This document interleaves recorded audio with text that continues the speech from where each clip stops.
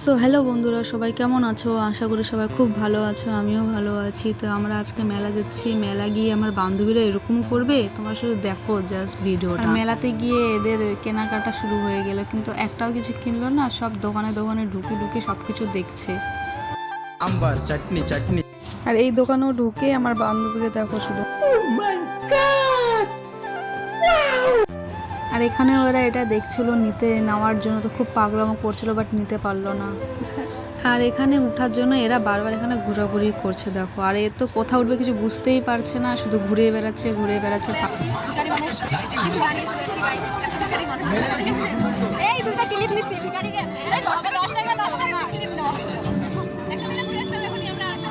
ভাই আমরা জানতাম না এখানে আরেকটা মেলাও আছে। আইসা আমাদের তো দুই দিনে